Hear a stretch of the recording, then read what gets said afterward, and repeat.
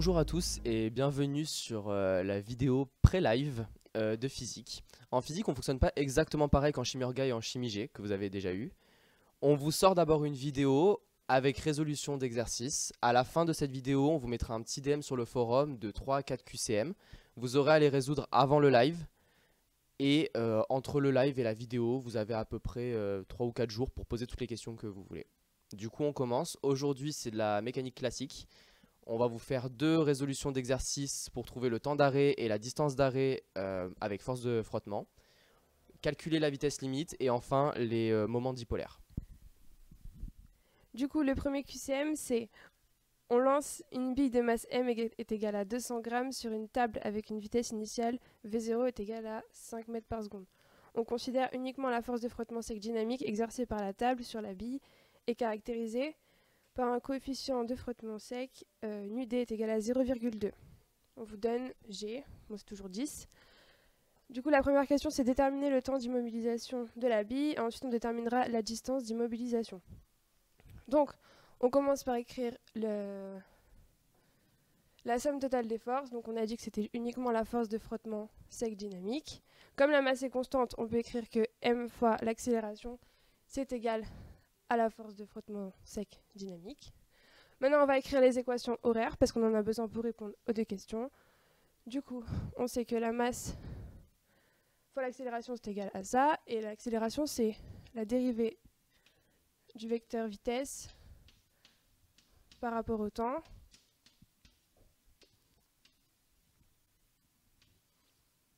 On peut enlever la masse. Et le vecteur vitesse, on peut l'écrire comme ça.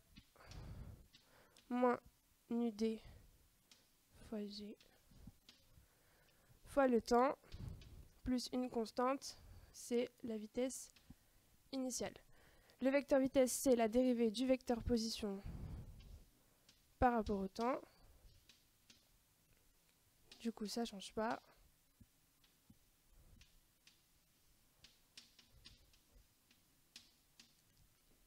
Donc, l'équation de la position, ça va être le coefficient de frottement sec fois G fois T carré sur 2 plus la vitesse initiale fois T plus X.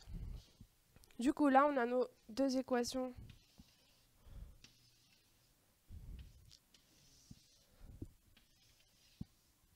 Maintenant, il va falloir déterminer laquelle on va utiliser pour déterminer le temps d'immobilisation de la bille. Alors ici, on a quoi? En fait, on a 2 inconnus. L'inconnu, on va avoir T et on va avoir X. Du coup, pour déterminer T, ça va être un petit peu compliqué. Donc forcément, on va utiliser celle-ci, vu qu'on a une seule inconnue.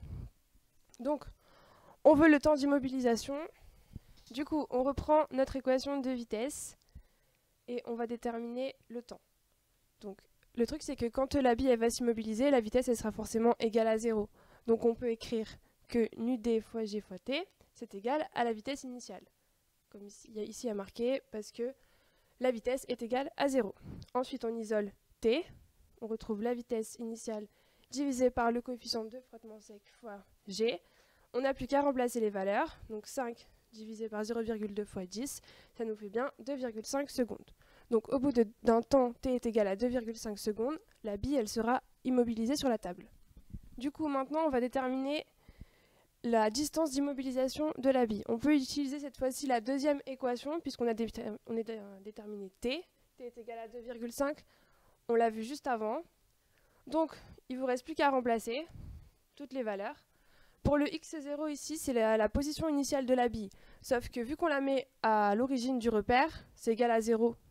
Du coup, c'est comme si, on remplace par 0, quoi, ça ne change rien du tout. Ensuite, on remplace toutes les valeurs, donc ça nous fait moins 0,2 fois 10 fois 2,5 au carré. N'oubliez pas le carré. Divisé par 2 plus 5 fois 2,5. Après, c'est du calcul. Donc du coup, là, on peut enlever les deux. Ça nous fait moins 6,25 plus 12,5, ça nous fait bien 6,25 mètres. Du coup, au bout d'un temps, t est égal à 2,5 secondes, la bille aura parcouru 6,25 mètres. Deuxième QCM, on lèche donc cette même bille. Quand je dis cette même bille, ça veut dire juste qu'elle a la même masse dans de l'huile. Elle est alors soumise à la force de pesanteur et à une force de frottement visqueux exercée par le fluide qui s'oppose à son mouvement. Le coefficient de viscosité β, c'est égal à 0,8. Déterminer la vitesse limite de la bille.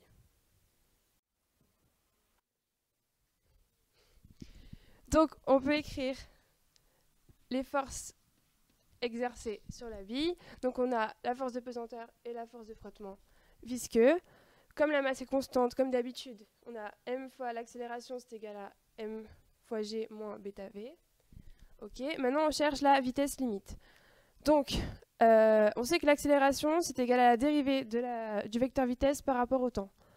Comme la vitesse limite, elle est constante, la dérivée d'une constante, c'est 0. C'est pour ça qu'on peut écrire directement ça. Donc ça veut dire que ce côté-là, ce coefficient, ça va être égal à 0. Donc on peut bien écrire que la masse fois g, c'est égal à bêta fois v. Okay, à partir de là, on va isoler la vitesse. Donc on trouve la formule de la vitesse limite qui est égale à m fois g divisé par bêta. Et puis vous n'avez plus qu'à remplacer les valeurs qui sont dans le QCM. Donc la masse c'est 200 grammes. Donc ça fait 200 fois 10 puissance moins 3 kg fois 10 pour G, divisé par 0,8 pour le coefficient de viscosité. Ça nous fait du 200 fois 10 moins 2 divisé par 8 fois 10 puissance moins 1. Moi j'aime bien m'arranger avec les puissances. Donc ça nous donne 2,5 mètres par seconde pour la vitesse limite. Du coup, troisième exercice, on lâche une bille de 50 grammes cette fois, du haut du 5e étage de la tour Pasteur, c'est-à-dire environ 20 mètres, sans vitesse initiale, et on néglige les forces de frottement. C'est pas noté dans l'énoncé, mais on considère toujours que G est égal à 10 mètres par seconde carré. La question est, au bout de combien de temps la bille touche-t-elle le sol?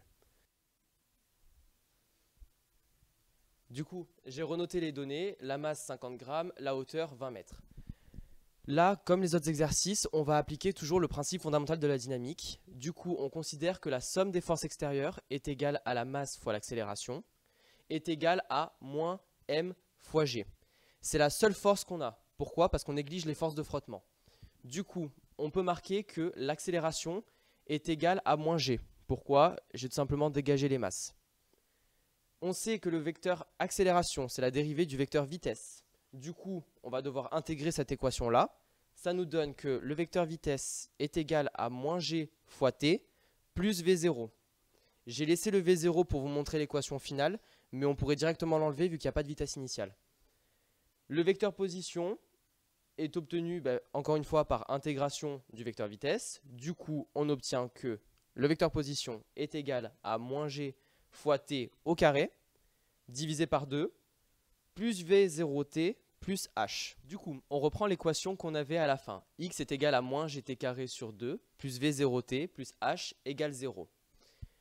Pourquoi égale 0? Tout simplement parce qu'on veut savoir au bout de combien de temps la bille touche le sol. Autrement dit, quand la bille touche le sol, on est à x égale 0.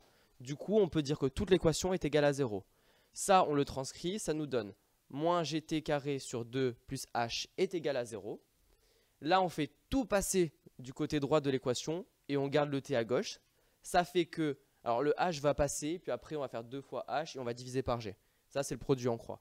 Ça nous donne t carré est égal à 2 fois h sur g. Là, on peut se permettre de remplacer par les valeurs. Ça nous fait que on a t carré qui est égal à 2 fois 20 sur 10. T carré égale 4 secondes. Du coup, là, il ne faut pas oublier, il ne faut pas se faire avoir, le t est au carré. Donc, il faut bien prendre la racine carrée de ce qu'on vient de trouver, et ça nous fait que t est égal à 2 secondes.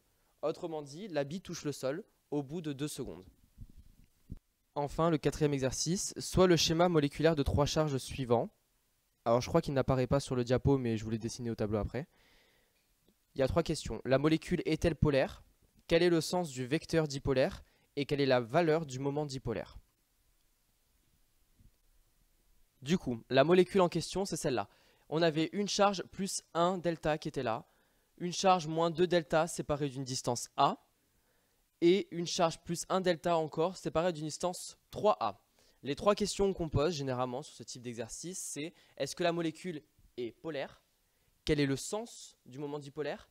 Et quelle est la valeur du moment dipolaire? Première chose, si une molécule est apolaire, il n'y a aucun intérêt à chercher le sens et la valeur du moment dipolaire parce qu'il n'existera pas. Là, pour le coup, la molécule, elle est totalement polaire. Pourquoi? Parce qu'on voit que les barycentres des deux charges ne correspondent pas. Ça, comment on le voit? En fait, on a une distance A qui sépare le plus 1 et le moins 2, et une distance 3A qui sépare le moins 2 avec l'autre plus 1. Autrement dit, si j'additionne, j'ai une distance de 4A. La distance, on la voit là, 4A, entre les deux charges plus 1. Ça, j'ai juste pris les extrémités de ma molécule pour faciliter les choses. Généralement, au concours, il va vous présenter une molécule qui sera plane, et ça sera, vous tracerez votre segment et ça ira. Du coup, pour le barycentre de la charge moins 2 delta, c'est pas très compliqué, il n'y a qu'un seul moins dans l'histoire, une seule partie moins. Du coup, on peut le laisser à une distance 1A. On va considérer que la première molécule plus 1, c'est le 0, et la deuxième molécule plus 1, ça sera le 4. Du coup, j'ai séparé en 4 parties. Donc, on a une distance 1A, encore 1A, encore 1A, encore 1A. J'ai 4A qui séparent mes deux charges plus. Du coup, ça veut dire que le centre mon barycentre plus, tout simplement, sera au centre de la distance des deux charges, c'est-à-dire 2A. Ça, c'est tout con, c'est 4A divisé par 2, ça fait 2A. Du coup, sur mon schéma du bas, je reprends 1A, 2A. Je place mon barycentre plus, j'ai mon barycentre moins. Les deux ne coïncident pas, la molécule est polaire. Ça, on est d'accord. Du coup, on peut chercher le sens du vecteur dipolaire, du vecteur moment dipolaire, et la valeur de ce vecteur. Le sens, on sait que le vecteur moment dipolaire est dirigé des charges moins vers les charges plus, toujours. Du coup, là, il va être dirigé vers la droite. Hyper important. Pourquoi? Parce que le barycentre moins est à gauche du barycentre plus, en fait, tout simplement. Pour calculer la valeur, maintenant, de ce moment dipolaire, on utilise la formule que j'ai notée ici. P est égal à la somme des charges plus fois la distance entre les deux barycentres. Alors, du coup, ça nous donne la somme des charges plus. Comment on fait? Tout simplement, on compte les charges plus 1 et plus 1. Alors, la plupart ont tendance à dire s'il y a 2 fois plus 1, ça donne plus 1. En fait, non. On additionne réellement. Ça fait plus 1, ça fait 2.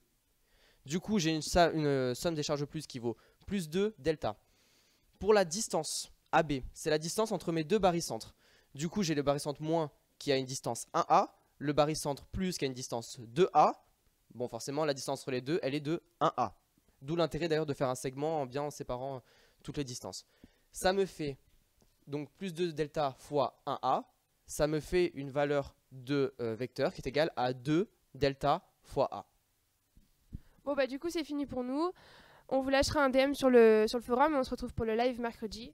Souscrivez à un abonnement. Et lâchez un pouce bleu.